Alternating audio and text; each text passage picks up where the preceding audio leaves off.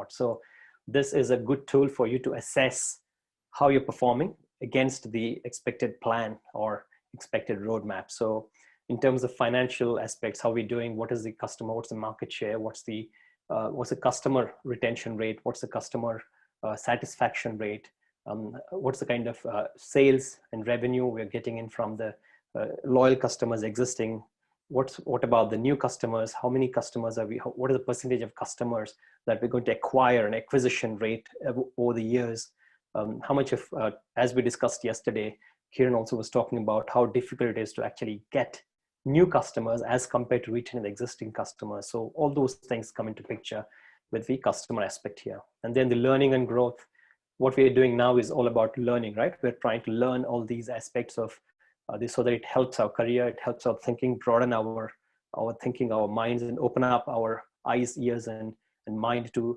how we can look at things in a different way. So this learning that we've been happening in the last few weeks from September is actually kind of helping us develop as individuals, as more skilled professionals, right? So that's a continuous process. We didn't stop at one presentation, one session and say, okay, we are done, because the learning is never complete and finished. It's a continuous process, and the growth and learning is actually goes hand in glove. So we need to continue this, and that's why we have been having these regular sessions and developing from one aspect to another.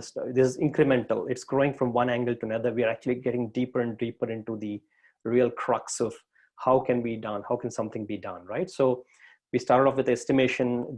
Even this month, for example, we started off with estimation. We had an understanding of that. We did the prioritization from the estimates, and then today we're actually learning how can we set up the vision and the roadmap, a plan for how to deliver. And from the next few sessions, we're actually going to talk about the aspect of how we can achieve that using the requirements. How can we define the requirements? How can actually kind of deliver them? How can create wireframes? What's a data model? How can we develop? What's programming? All of that.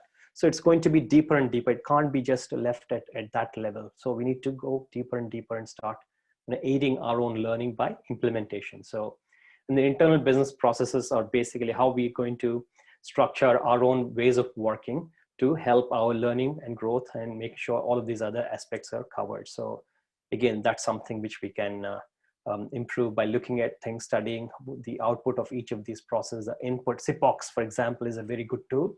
Supplier, input, process, output, and the customer. So that's a good tool to understand the effectiveness of a business process.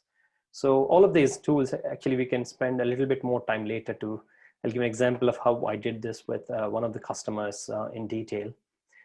It would give you a clear idea as to how we can use the Balanced Business Scorecard to assess whether you're in the right track or not. So this is basically kind of analysis tool for the strategy, whether your strategy or vision, how good, how effective has it been in terms of implementing that. It's not just about defining the strategy, but it's about implementing that strategy and actually achieving that, right? So this is a good tool. The Balanced Business Scorecard is a great tool for assessing, analyzing the current situation, then making sure that we are readjusting our strategy.